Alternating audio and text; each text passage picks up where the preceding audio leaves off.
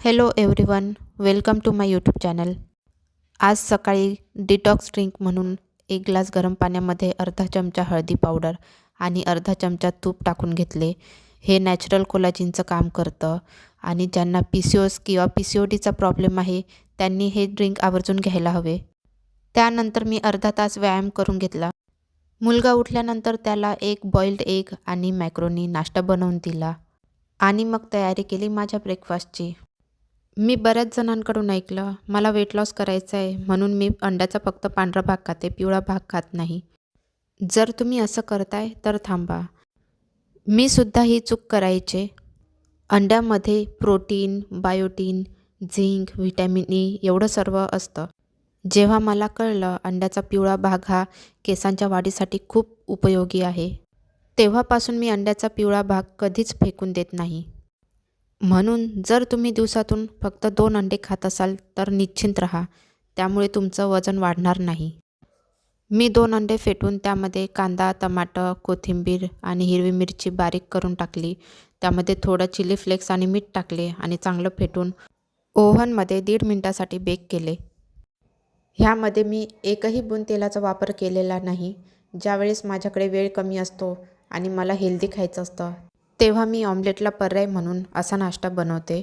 तुम्ही बघू शकता हे किती फ्लफी झालेलं आहे आणि खायला सेम ऑमलेटसारखं लागतं. तेल नसूनही थोडीसुद्धा चव कमी होत नाही. दुपारी जेवणामध्ये मला राईस खाण्याची इच्छा होती. त्यासाठी मी स्टीम राईस घेतला आणि भरपूर भाज्या कापून घेतल्या. डायटिंगवर आहे म्हणून मी राईसचे प्रमाण कमी आणि भाज्यांचे प्रमाण जास्त घेतले. आज मी तेलाचा अजिबात वापर करणार नाही आहे म्हणून मी अर्धा चमचा तूप घेतले. त्यामध्ये बारीक चिरलेला अद्रक लसूण टाकला.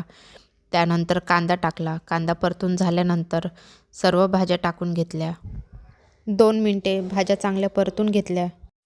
मग त्यामध्ये टाकले चवीनुसार मीठ, चवीनुसार लाल मिरची पावडर, 2 चमचे होममेड शेजवान चटणी आणि चवीसाठी थोडा पास्ता मसाला, ऑर्गॅनो हे सर्व टाकून भाज्या व्यवस्थित मिक्स करून घेतल्या.